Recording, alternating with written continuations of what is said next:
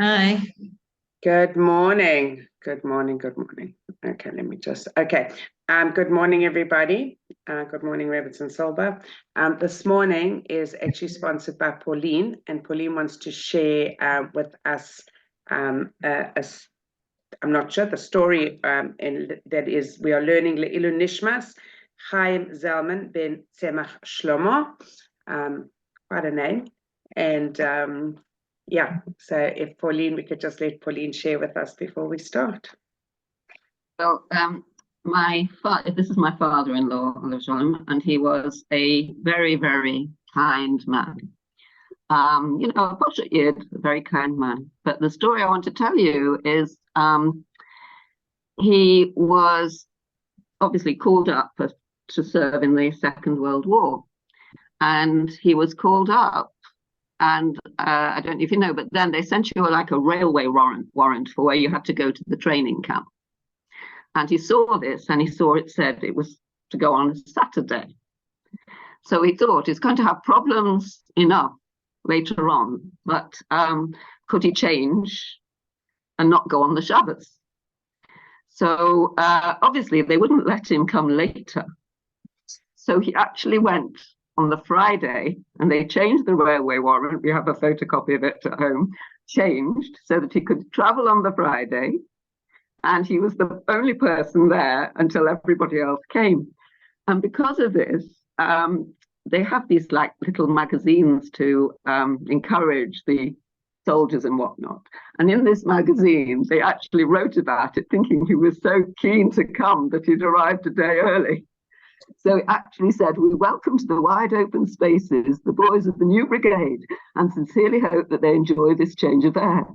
In passing, we are claiming the record of having the first arrival of the gallant 34,000 in H. Isaacson, who reported for duty on July the 14th. How is that for enthusiasm?" So, he tried, and I don't know, maybe that's a chus, because he was in the army for 6.5 years, and he never actually had to serve abroad. So maybe Hashem was protecting him that way. He and his wife, my mother-in-law, they were very, very keen. When they retired, they went to Eretz Yisrael. That was their dream. And she had 10 years with him till he passed away. So they had 10 years there. So, then we all have to go with Mashiach. But they were and they had grandchildren here. They were very attached to, but they came a month around Pesach every year, but to see the kids. But it was very, very special. He was a very special man. Wow, beautiful. Say his name again. Chaim Zalman ben Tzemach Shlomo. Wow. Tzemach Shlomo. Oh, 1 second. Is Mashiach.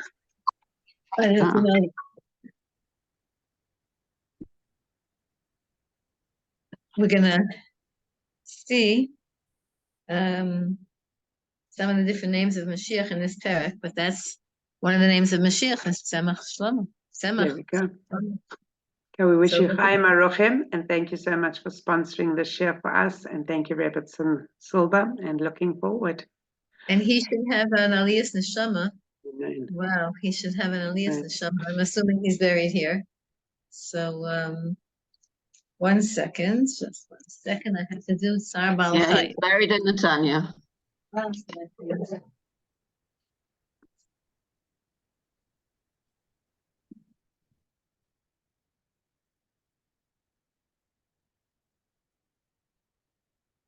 Okay. Okay, where are we up to? What pasuk? Hey, I think. Hey. I don't know, you started Daled. I haven't gotten, I think you started Daled. I don't know if you finished Daled. Perek what? Ayin Beis. 70 Ayin Beis. Perek Ayin Beis. And okay. I don't know if you finished.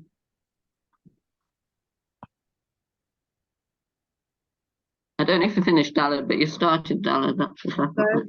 Then let's start with Hey. Okay. So it's interesting. Tonight, for any of you who are in Eretz Israel, tonight in the main synagogue of Tel Aviv, right? We have the great synagogue in Yerushalayim. We have the great synagogue in Tel Aviv on Allenby Street. So if anyone is in the Tel Aviv area or in Eretz Israel, there's going to be a very special event tonight. A very special event tonight, starting, I think, starting late, starting at about 9. It's coming from the families of, I don't know how many families of the hostages are attending, but the guests of honor are the families of the hostages. I think somebody has to mute herself. So maybe you have to mute yourself, or that somebody has to mute. Who's in charge of muting? I'm in charge of talking. Okay, so I'm in charge of muting, and I did mute them, so I hope they're muted now. I think they are. Thank you. So some of the families of the Chatufim of the hostages are coming, and the chief rabbi of Tel Aviv, or the rabbi of the shul of the big shul in Tel Aviv is going to be there, and it's going to be a unity event. But the main speaker is the Yenuka. So the main davener, it's a very unusual event. They're expecting over 1,000 people. I got a note about it. I'm not sure if it's 1,000 people or 1,000 women, because they were asking women to come and volunteer to help make people comfortable and show everyone where to go and all of that. So it's going to be a very big event. If you want to see him in person and you're in Eretz Israel, you can come to Allenby Street, the great synagogue in Tel Aviv, at 9 o'clock. It'll probably go till 11. There's going to be Tehillim, there's going to be Tefillot, there's going to be a Shir, everything in Hebrew. And we had one last night in Bat Yam that I attended. And there, they decided to make, for the Chatufim, for the soldiers and for the hostages, they decided to make a Siyum HaZohar. They decided to learn the entire Zohar in one day. That meant that there were men in shul all day in the great synagogue in Bat Yam, and everyone got a packet of what they had to learn. They divide, we have Tehillim and Michulak. We divide up the Tehillim, so they had Zohar Michulak. They divided up the entire Zohar. I have no idea how the men did it. They spent a bit. It was for the hostages, so they spent a whole, I don't know how many hours there learning, everybody with their own package. And then the Yenuka made a siyum himself on the whole Zohar for everyone. It was really, really something. And it was such a experience. Every type of Jew was there. And, there were Jews who didn't understand the idea of being late. In other words, the event was called for early, for 6:30. And there was a woman there, an older woman in trousers, and an older woman, and she came because there were signs all over Bat Yam that said Sadiq Bala'ir, a Sadiq is coming to the city, and so all these different people came. So many people came, and but they had to finish. The men had to finish the Zohar, so till the Rav started, it was like 8 something, and they had. Really, it was very miragesh. And so one of the TV stations interviewed the Yenuka.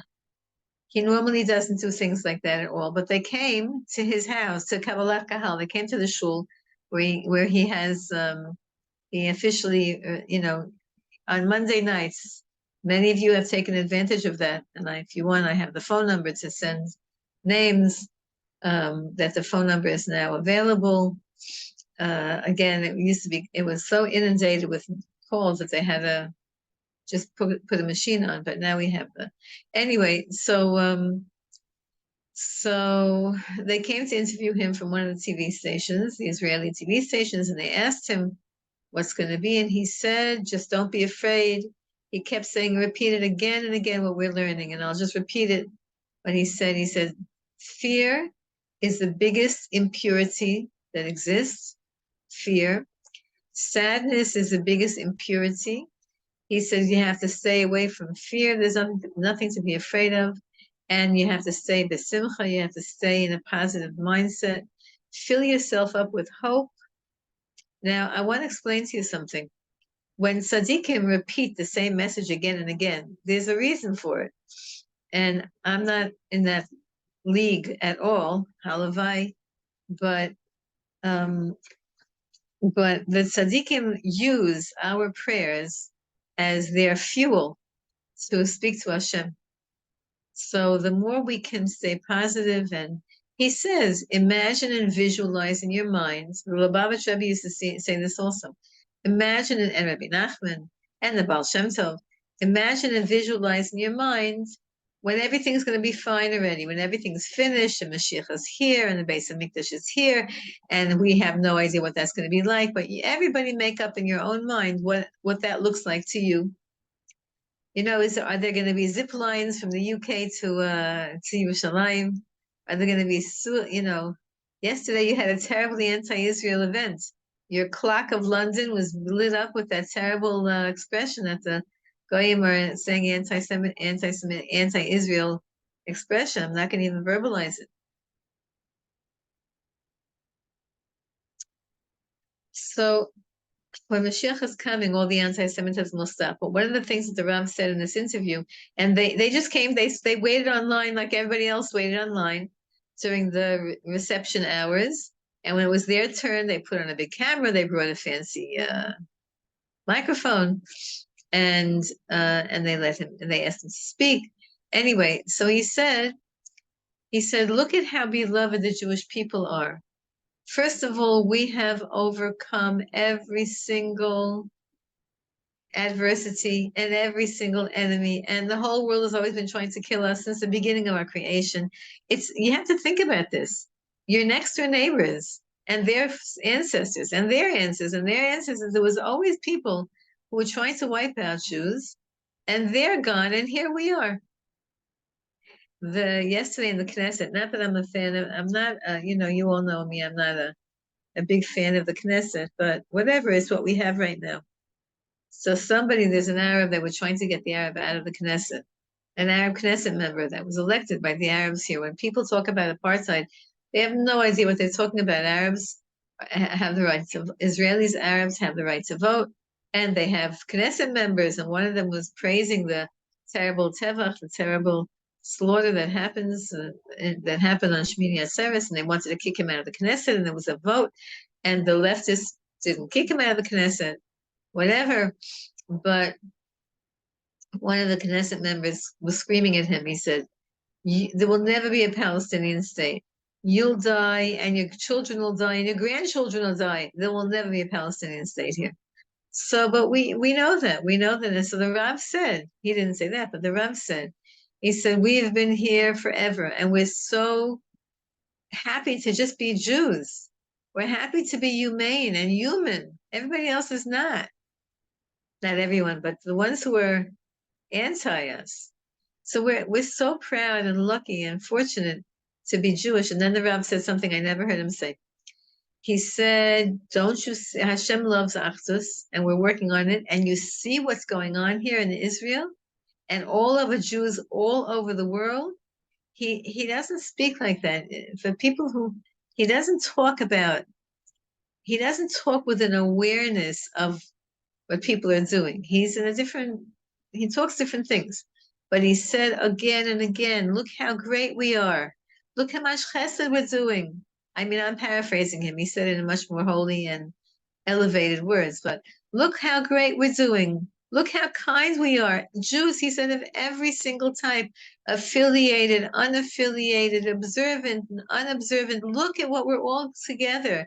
There's not one Jew in the world who is awake, who's aware, who doesn't feel that his or her life has changed and his or her life has been impacted by the war that we're going through.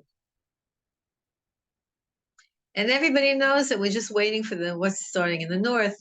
The south, they ran out of missiles already, and they're already going to make a deal, Bezrat Hashem. And the north, we're seeing what's going to happen in the north. We don't know what's going to be. Sorry, we don't know what's going to be, but we know that we are in a good process. The Rav also said, he said, we know, and he doesn't talk like this. We know that Mashiach is compared to a birth. And we know that until that baby's born, the mother is going around her life. And, she's aware, of course, she's aware, everyone's aware that there's an impending birth. But until that birth, and then once the birth comes, it's a whole different experience. So it's good, hang in there. And yes, come to Eretz Yisrael. And yes, like Pauline's father-in-laws, make Aliyah, come to Eretz Yisrael, make this your home. And at least have, all of the, whatever devices you have, if you have the weather, London weather on your device, if you have South African weather on your device, at least also add to that Yerushalayim weather on your device. If you have your clocks set for London time or for South African time, put your clocks, have another clock for Israel time. Be aware, be with us here, because big things are happening, and we will never be destroyed. We will survive this. And, today was the first time there was, I don't know his name, but there was, from the very beginning of the war, Netanyahu made a decree, and the decree was, we're not talking about how this happened and how every one of our systems failed. The security failed. The police failed. The army failed. They all failed. The politicians, the political system, everything failed because they knew that this was coming and they just didn't pay attention and they didn't give it a seriousness and whatever. All the systems of protection in Eretz Yisrael failed.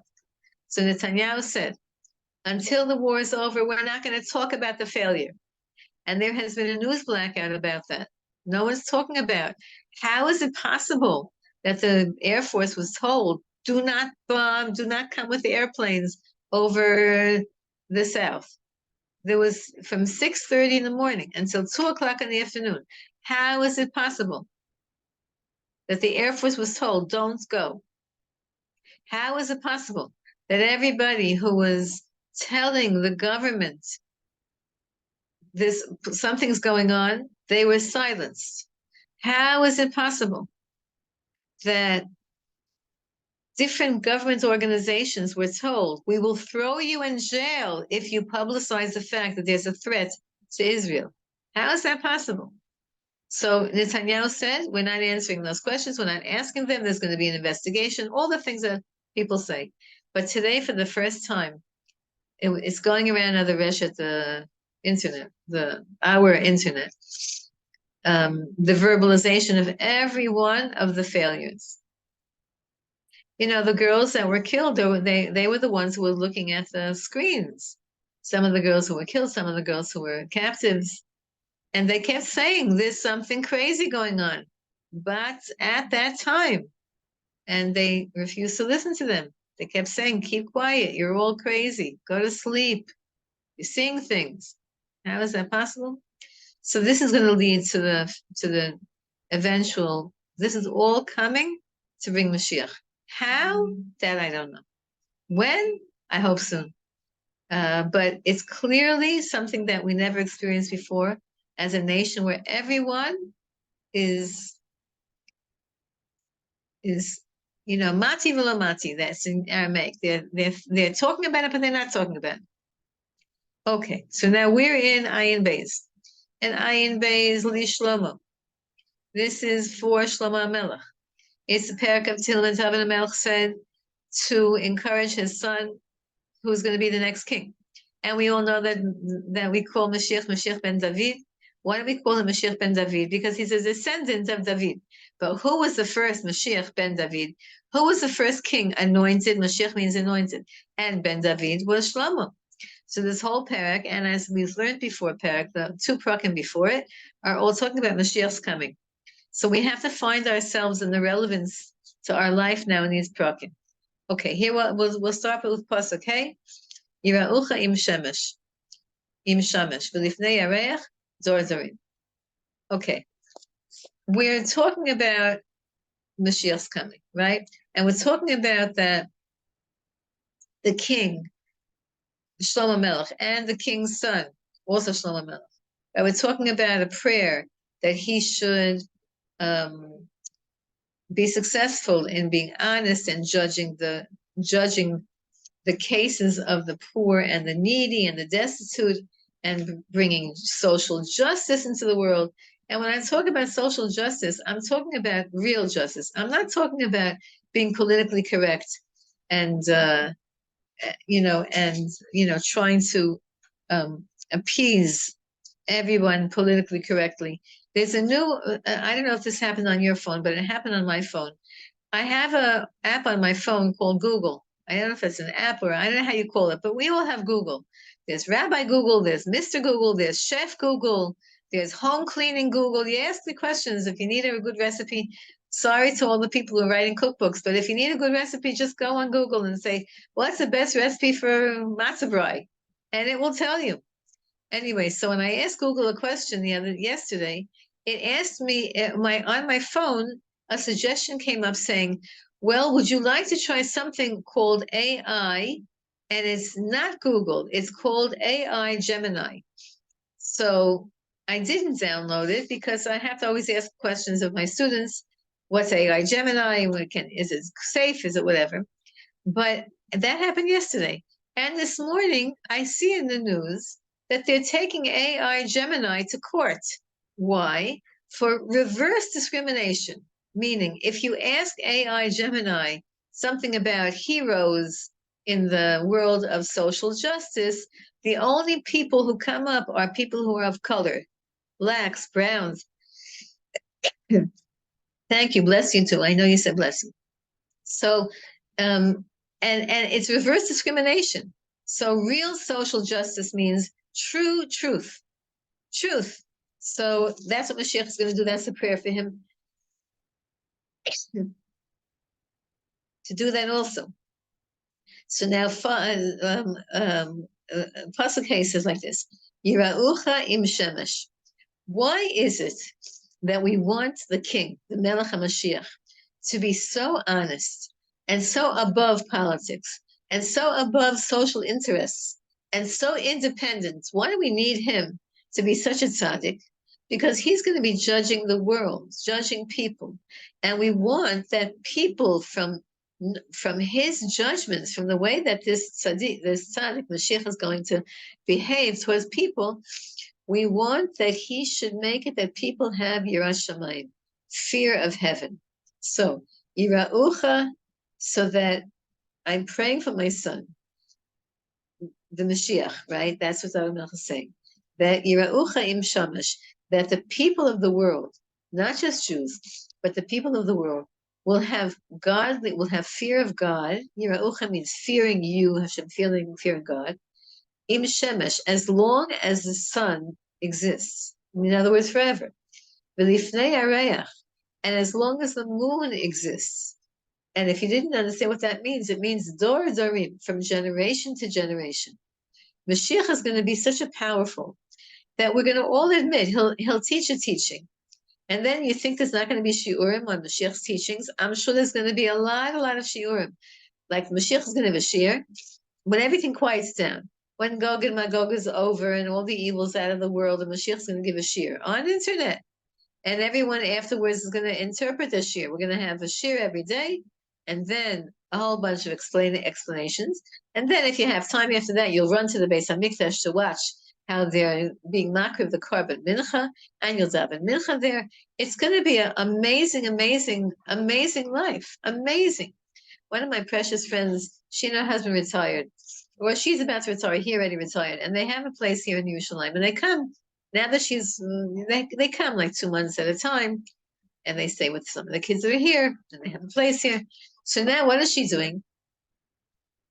This is the longest span of time that they came for. And she loves to go to shiurim. She says she goes now here in Yerushalayim Kodesh. She lives in town area, and she goes to the OU Center. I'm sure all of you know about the OU Center, and if you don't, I'll tell you right now. The OU Center on Keren HaYesod, it's a small little building, and when the OU and the Young Israel movement in America, when they bought that building years and years ago, there were not a lot of Olim, there were not a lot of Anglos here. There was whatever there was.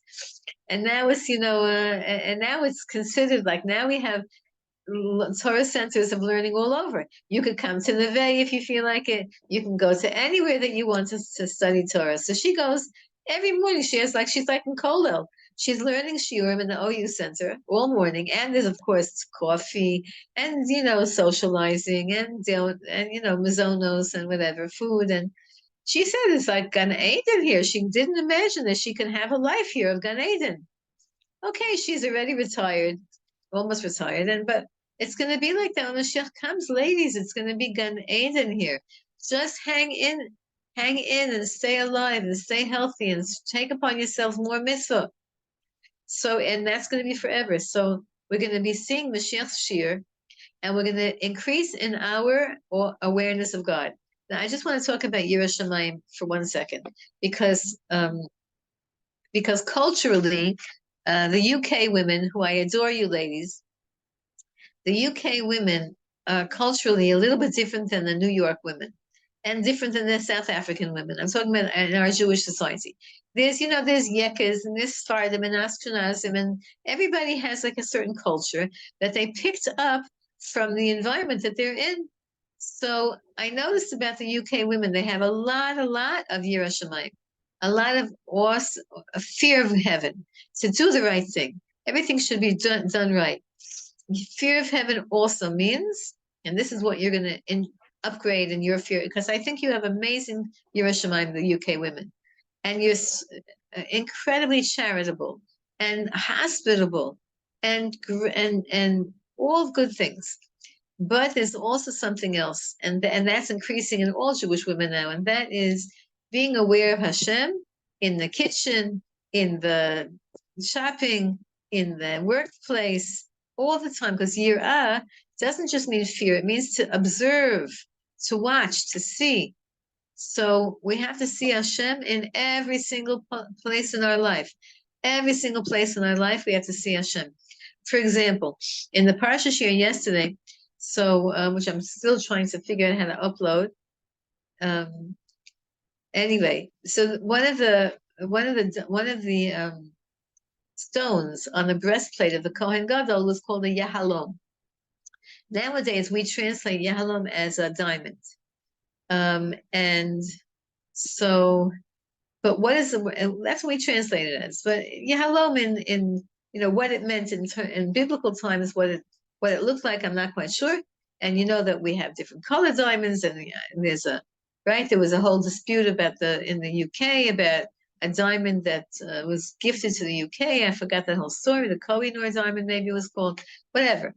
But Yahalom in Hebrew means Halom. God is here. The word Halom means here, present. God is here. And who got that Yahalom in there? Who was that? The Yahalom, the diamonds in the choshen in the breastplate of the Kohen Gadol were 12 beautiful stones, and every one of the tribes was inscribed on a different stone. So which was and Rebbetzin Dov is showing us her gift from you guys, right? Yeah, that they gave you you brought her beautiful, that's the choshen stones. So the Yahalom diamond stone, which of the tribes would you think would get that stone? You would think maybe Yehuda, the king, Yosef, or Reuven, the firstborn. You know who got it? Zevulun, the tribe that was working. They were the workers. And who did they partner up with? You know this. Yisachar. Yisachar and Zvulun were the two last sons born to Leah Imenu. And they had a deal, and the deal was Yisachar were passionate Torah learners, They were brilliant and they were devoted and they were capable of sitting in yeshiva all day long and learning and then becoming judges and rabbis, dayanim, etc. And Zavulun, his brother, his closest brother to him, he was more like a business person. That was the nature of these kids. You know, when a child is young, you can see their nature. Sometimes you have children who they just love reading books. They love since little kid. And sometimes you have kids who they don't like to read books. They're outside running around all the time. So kids have a certain nature. That's their neshama. That's their nefesh. So Zavulun's nature was business, and Yisachar's nature was to learn Torah. And so they made a deal. Zavulun said, "I'm going to go to work, and I'm going to give you half. Whatever I make, right away you get half, as if you went to work. I'm going to work, you're going to work, and we're going to split it in half. And I want half of your Torah learning." And they made that deal. And to this day, we have such a Yisachar Zvulun.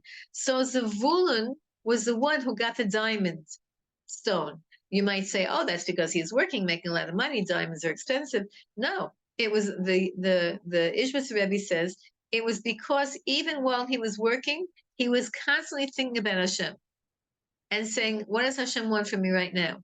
Am I behaving in a way that's making a kiddush Hashem? Am I doing my best? Am I making Hashem proud?" And we can do that all day long with whatever it is that we're doing in the back of our minds, thinking, right? Because remember the music expression, "Diamond is the girl's best friend," right? So that means that women have that ability. Because remember, we learned the Vilna Gaon says, pay attention to the expressions of the Goyim and pay attention to some of the words that they have in their different languages. They have Hebrew roots, whatever. So that expression, I don't know if it was an expression or a song or whatever, or an advertisement for a diamond industry. I don't know what it was, but it was the Yadua. It was known. Diamonds are a girl's best friend. That's because a woman, perhaps even more than a man, can have this opportunity to always focus on Hashem's presence no matter what she's doing.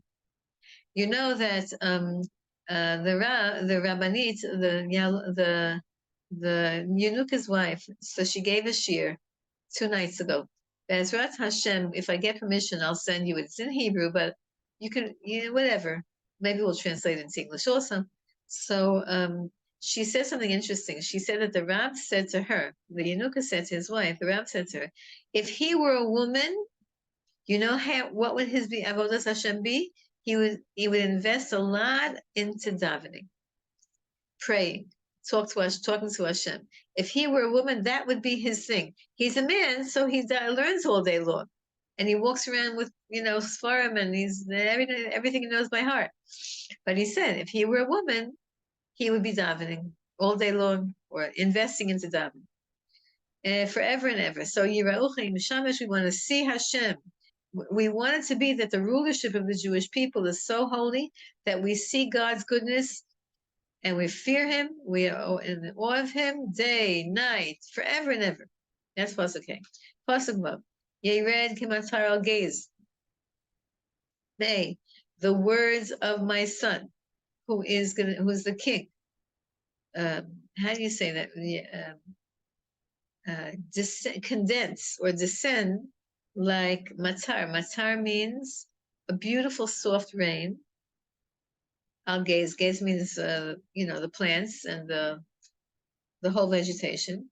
Kirvivim zarzif aretz, like showers. Rivivim means beautiful soft showers. You have that also over there in UK, like the showers zarzif aretz when like sweet rain, not. We're very well known for that. We're very well known for the drizzle. Yes, the sweet rain with sunshine and a nice, not so cold. And here in Eretz Yisrael, our rains are always associated with winter. We don't get rain ever in the summer.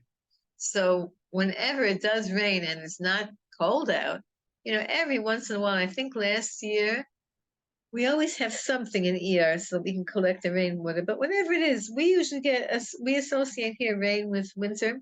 But there's such a thing as a soft rain. That's called matar, revivim.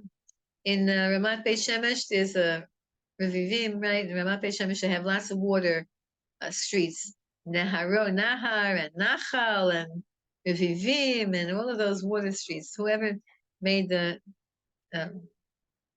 city planning decided to do that with Ramat Beit Shemesh. So it should be that the Torah that we now listen, ladies, this is also for us to know that the Torah that we teach to each other and the advice that we share with each other and the way we raise our kids, it should be like soft rain, meaning nourishing. It has to be, you have to give, but in a sweet way, in a soft way, in an way of acceptance.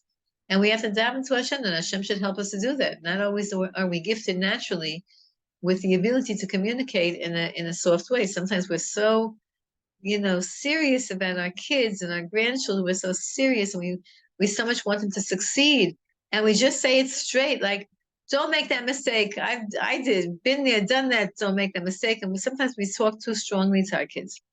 Now again, it doesn't mean you shouldn't say, but it means you should ask Hashem, dive into Hashem, that your words should be effective.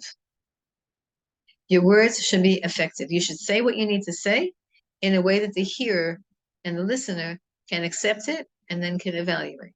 That's called matar and revivim. Yifrach. Okay, now here we have the most beautiful. I love this puzzle because it's so Mashiachtic. Yifrach biyamav tzadik. Rov shalom ad b'liyareach. May the righteous flourish in his days. Yifrach is from the word perach. Perach means a flower, to flourish, right? So in the days of Mashiach, what's going to be in the days of Mashiach? And this is again what the tzaddikim say. Try to envision this. Try to envision this. You should know that every positive prophecy always must. We have a rule from the Talmud. The Gemara says, and the Zohar says, the Kabbalistic literature teaches that there's two kinds of prophecies.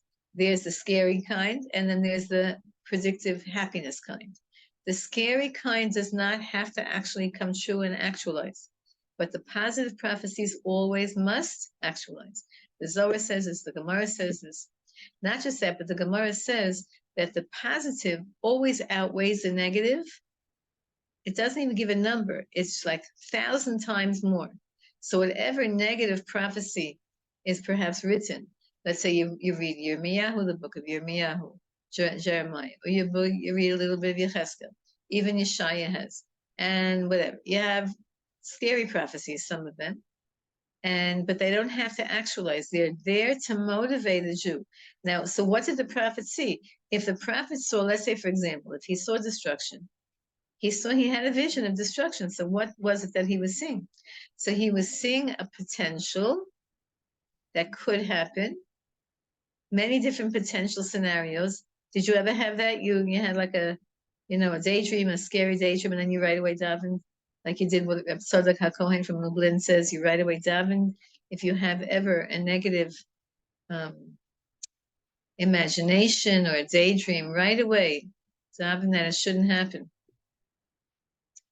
Or it was that Hashem showed him a possible scenario, and Hashem showed him in such a vivid way that he would give it over in such a passionate way, and that people would do teshuvah.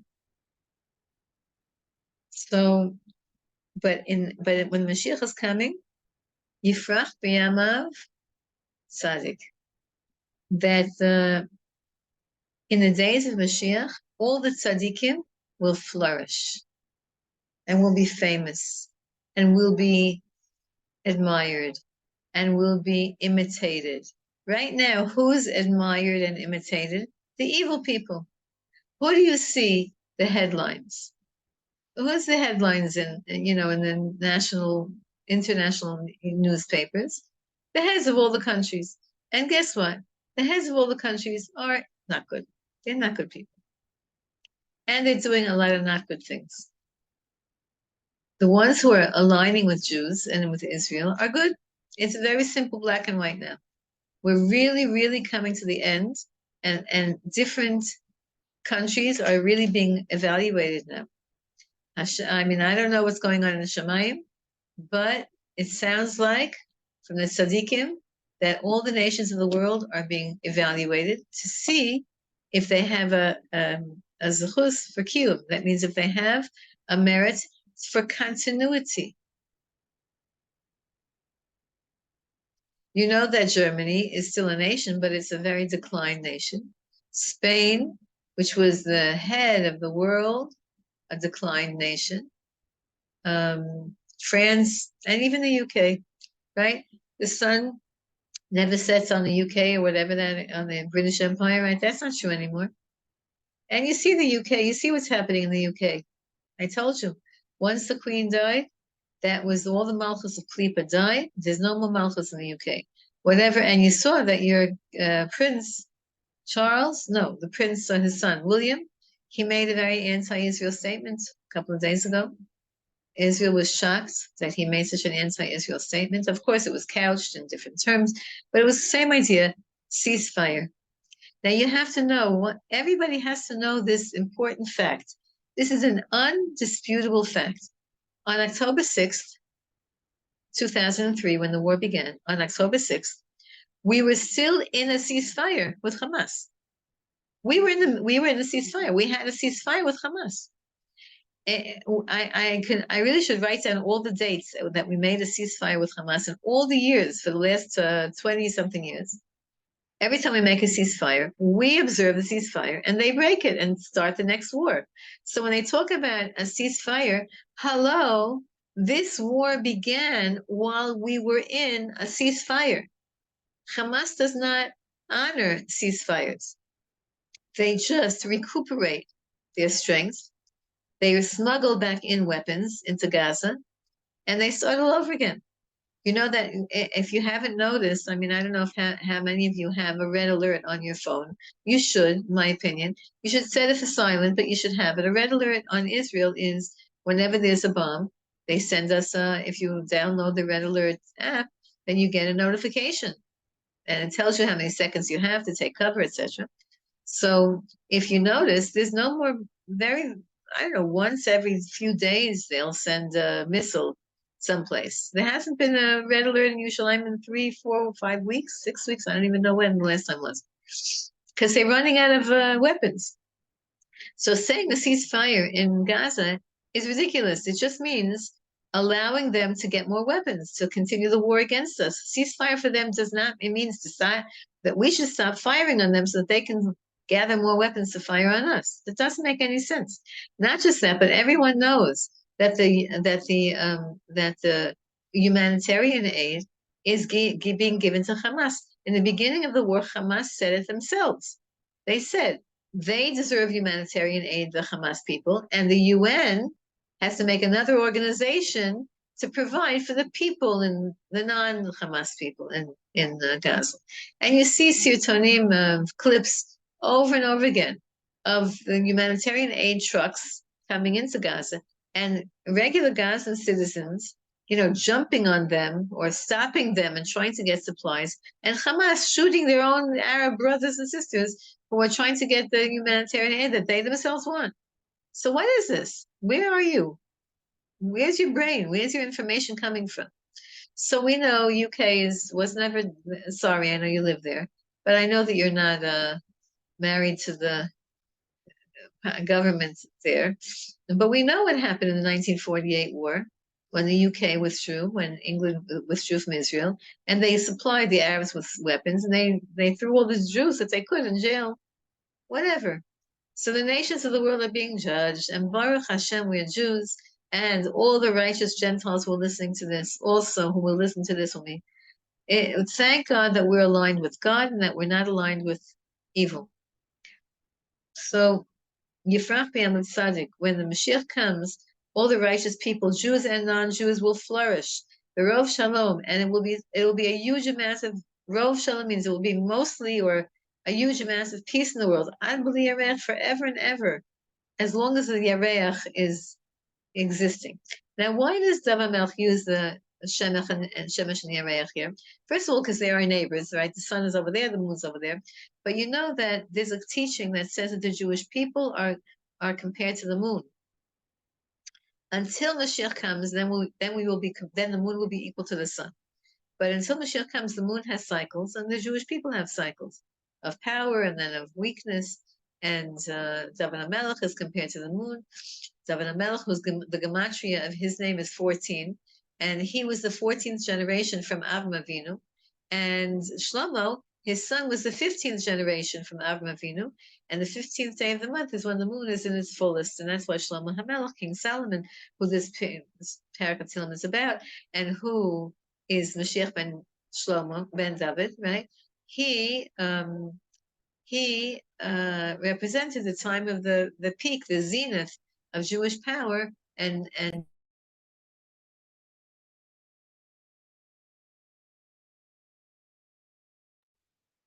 okay, so tzaddikim will be honored, and you, ladies, you're going to be walking the street, and you'll be dressed in a normative tzanua way.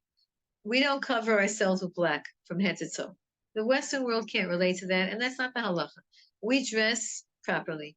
We dress covered in the halachas that we have to cover, and we dress royally and regally the way our Jewish royalty, not the secular royalty. And people will look at you and say, wow, you're really doing the right thing. And they, just by looking at you, will honor you, and they will imitate you. And by the way, this should start. This could start and should start right now, because the tzaddikim, and that means all of us are called tzaddikim. The tzaddikim will be honored and will be highlighted and spotlighted. They won't interview on TV any more movie stars, because there won't be movie stars. They'll all be Balei Tshuva, and then they'll interview them, and each one will have to talk about how hard it was for her to be a Baal Tshuva because she has to do tznius, and she's going to do it anyway, whatever. That's going to be the famous people. V'yered miyam ad yam, and listen to this. You're going to really a little bit be surprised by this. And the Mashiach is going to rule. The word yered is look at how it's written. Yud, write the vowels. Under the yud is a tzei, a sound, and then the reish and the dalet both have shvat. The way you read that word is v'yered. And he will rule. The word, how do we say a modern word for that? Okay, whatever. The word v'yered means to be the ruler, to be the king. Miyam ad yam, from the sea to the sea. Uminahar anafse aretz, and from the river to the ends of the earth. Does this sound familiar to you, ladies? I'll say it again. And the Mashiach will rule from the sea to the sea, from the river to the ends of the earth. Isn't that reminding us of the river and the sea? Right? So here we have Mashiach Tzidkenu, is David HaMelech, and his son Shlomo HaMelech. And they're telling us a parak about Mashiach. I mean, if this doesn't blow your mind, I don't know what will. They're telling us about the time of Mashiach, and they say that the simple, it looks like a simple statement. Of course, Mashiach will rule the entire world. But how does he say it? He says, from the sea to the sea, from the river to the end of the world. In other words, this expression that they're saying now, from the river to the sea, is another proof that Mashiach is on the way. Because this parak of Tehillim is a Mashiach parak. This parak of Tehillim, Ayin Beis 72, is a Mashiach parak. And in this parak, it talks about Mashiach is going to rule from the river to the sea. So where did that expression come from? They don't even know what river they're talking about. They don't even know what sea they're talking about. It comes from Hashem put it into their minds, like the Vilna Gaon says, pay attention when Hashem puts into the minds expressions that the Goyim is saying. It's Hashem talking to us. And Hashem is saying, every time you hear river to the sea, you should know it's Ayin Beis and Tehillim, and it's promising us that Mashiach is coming. Let them scream whatever they want. Let them scream whatever they want. It makes the only thing that counts is Hashem. The only thing that counts in your life is your relationship with Hashem. That's it.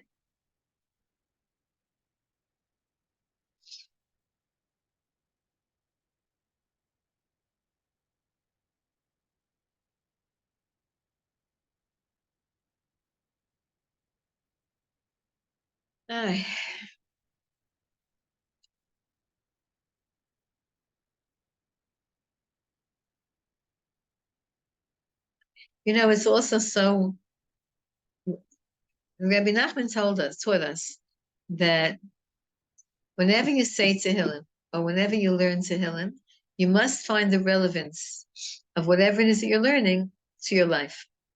Now tonight is Purim Katan. So celebrate, not the whole celebration, but eat something nicer. Tomorrow we don't say Tachanun. It's Erev Shabbos, which is happens to be convenient. I mean, we don't like to shorten the davening, but the bottom line is if you have a shorter davening on a Friday, so sometimes it makes things get to start earlier.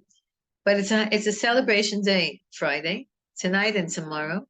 And of course, Shushan Purim Katan is Shabbos, it's Friday night and Shabbos. Okay, it's Shabbos anyway. So Purim Katan tonight and tomorrow. Make sure you do something festive. But how is Achashverosh's kingdom described in the Megillah?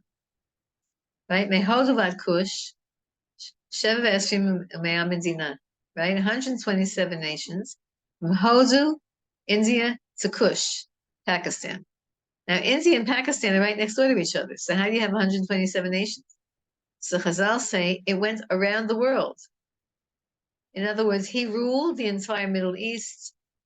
Everything was under the Persian dominion. It was under a Persian dominion until the Greeks conquered them, and then they took it under Greek dominion. Till the Romans conquered them and took it under Roman dominion. Until this very day, we're in the Roman exile. So the idea that there's one person ruling the world only happened in Achashverosh's time. And here we're coming close to Purim tonight. And here we're talking about, in the Tehillim, we're talking about one person ruling the world. That's Mashiach. You see how Hashem is telling us we're on the right track? Whenever this happens that you're learning something and it's exactly dovetailing into your life, or dovetailing into the parasha or into the Jewish calendar, and Hashem says, look, you picked out that pyramid. It was a good time for you to learn this. Mashiach is going to rule for the entire world, just like Achashverosh ruled. But remember again, Achashverosh's rule was the rule of the klipa. You have to remember that concept, the word klipa. Klipa, it means the shell, the husk, the outer barrier, the blockage, the negativity. All of that is in the concept of the klipa. The klipa means like this. On the highest level, the klipa is the shell of a fruit that protects the fruit. That's the highest level of klipa, and that's what Edom is supposed to be. Edom, which is now the secular Western world, is supposed to be, is the klipa. In other words, it doesn't have any inherent holiness, but it has protective opportunities that it could protect us. If Esav / the Western world and the nations of the Western world, the first one that stepped up to the bat seems to be Argentina, of all countries. I don't know anything about Argentina, but that president who came, he was so clear about his affiliation. So the nations of the world that the Esav, who is the older brother, is supposed to protect Yaakov, the younger brother.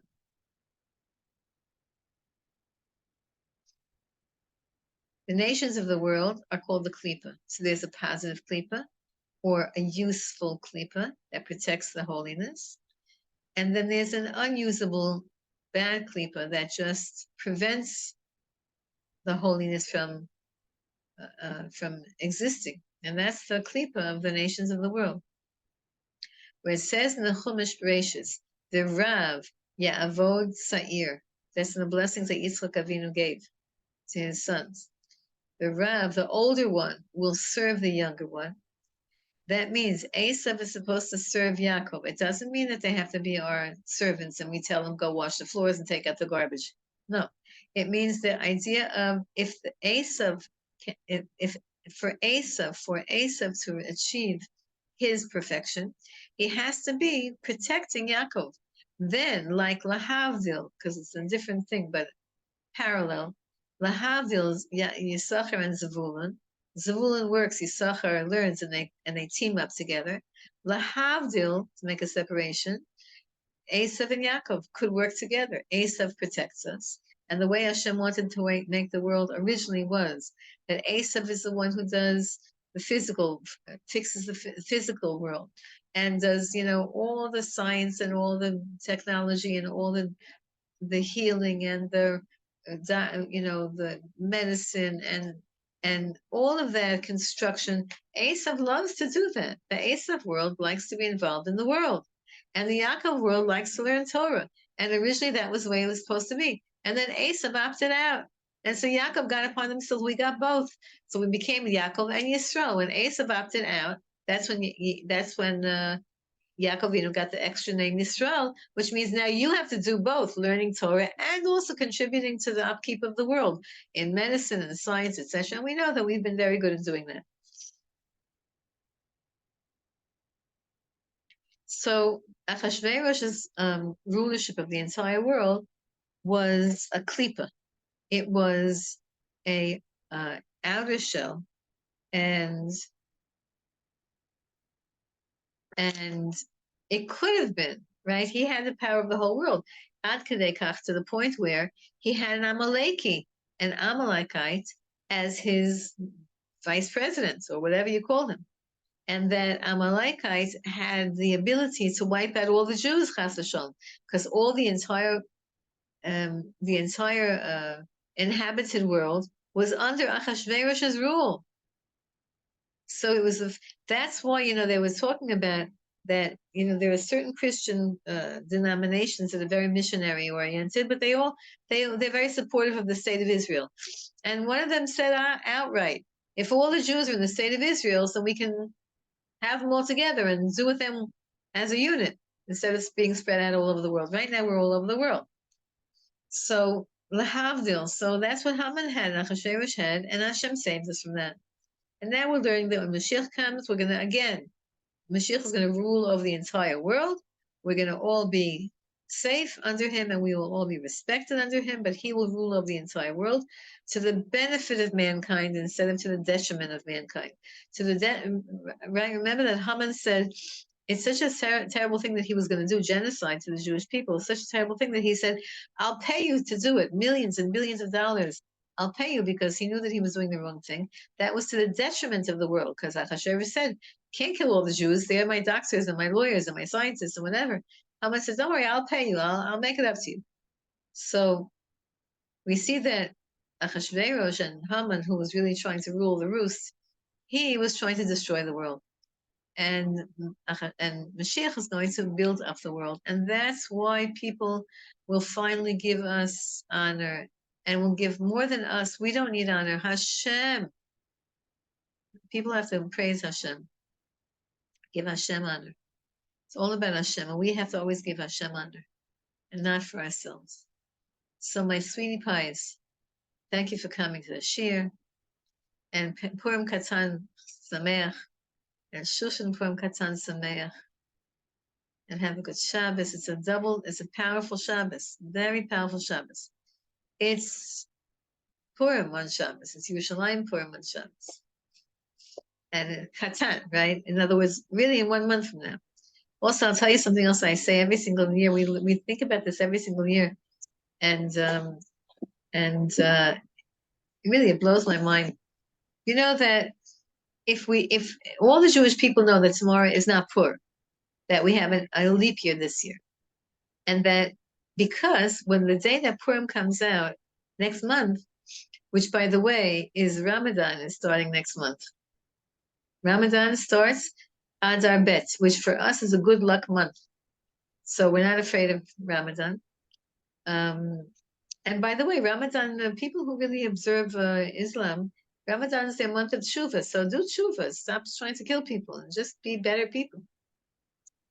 But if we didn't believe in our rabbis, then next month, when we're eating Hamantashen, we're really supposed to be Pesach. Because right, if we didn't have a leap year, this tonight would be real Purim, and a month from now would be Pesach. Instead, in a month from now, we're eating chametz.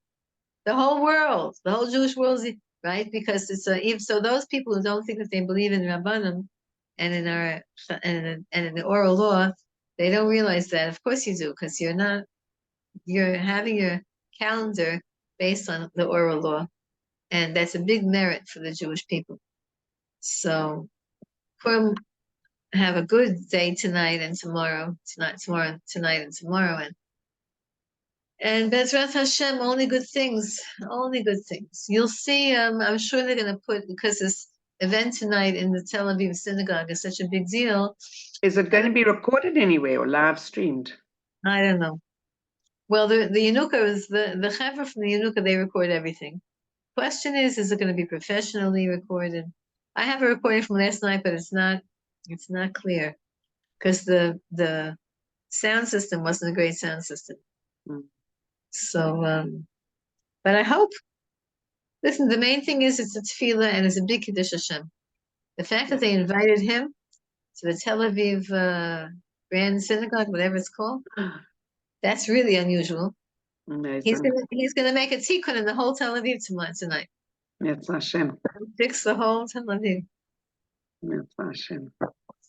Let me say hi to everybody. Hi Shirley, and hi Chana, and hi Rebbetzin Dov, and hi Pauline. Your father-in-law should have Aliyas Neshama. Thank you for sponsoring very much. him. Thank you. It was very special, Shem. Thank you. And hi Dahlia, and hi Karen, and hi Haley Zedeki's for making me nervous.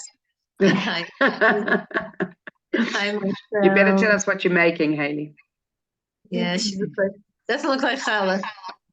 No, not today. These are caramelized walnuts. I once gave you the recipe, Joanne. Do you remember? One Pesach. Yeah, but obviously I did it right. And some kale salad here. Okay. Hi Juliet Shabbos, Goldberg, good hi Shabbos. Yehudit Batya, and hi Nomi again, and hi Aviva, and hi Judith Sugarman. And don't go off. Hi Ruthie. Ruthie, you're gonna go tonight. And hi Sharon, and hi, who else? Who did I say hi to? Hannah Singer. That's Marcel. I said. Kaufman, Marcel, I said. Are you It's here? me. Where No, are you I'm coming. I'm booking a seat next to you next Thursday, please. Okay. I'll reserve my place. Just remind me before you come that you're coming. I'm coming on Tuesday. Okay. Okay, sweetie pies. Love you Rebbetzin all. Silber, last week on Yeah. Tuesday, we did a different tour because I just did one day with a few mums and daughters. And we walked actually on the outside of the walls and we came up behind through Har Zion. And I was like, hang on a second, we're not walking past the kever of David HaMelech without going in. So we did a detour or added something into our program and we all went in and we said a couple of kapitulach of Tehillim. And I said it was in the schus of Rebbetzin Silber with all of our learning and that we shouldn't. And then our hostess who hosted us for the evening dinner, when I was telling her that that's what we did in the morning, she's actually her husband davens their nates most mornings. Wow. Yeah. Yeah. They do have a very famous Nate minion there. Yeah.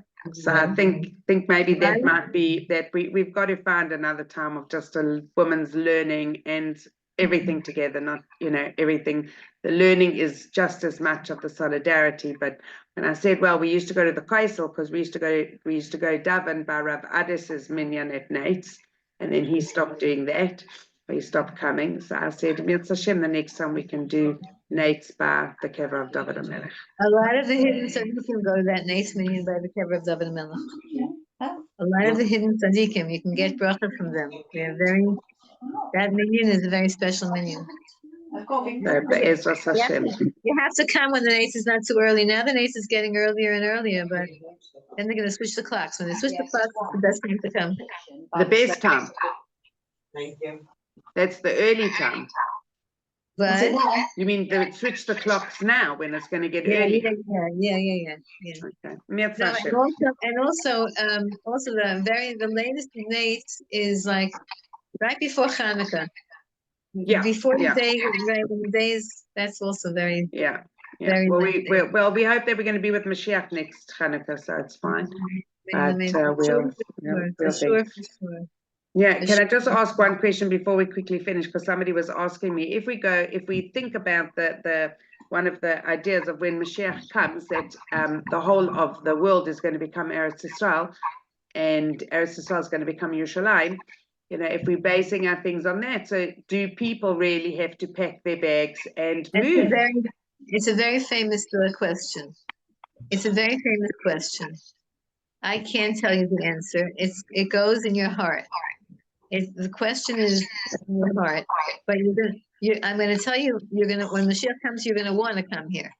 No, we Even know we though- all want to come, but you've got to switch the families. You'll see. When Mashiach is going to come, you'll see that all of the neighbors are going to help you make Aliyah. They're going to fight over who could buy your house, because your house is a Jewish house. You're physically housed, right? So I don't think it's going to be a question when Mashiach comes.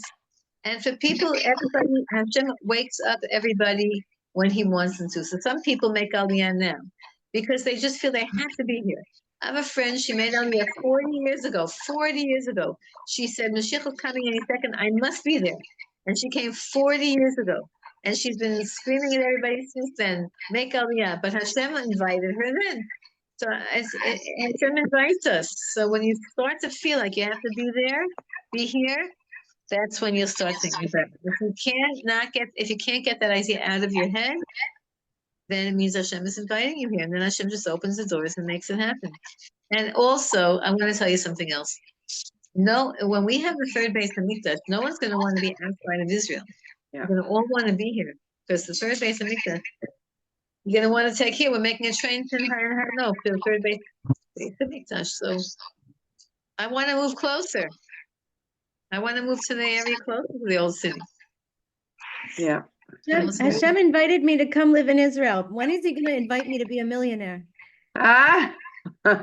You are just being there. I'll tell you the truth. He was about, yeah, you are for sure a millionaire. We're all millionaires. We get to breathe this air for free.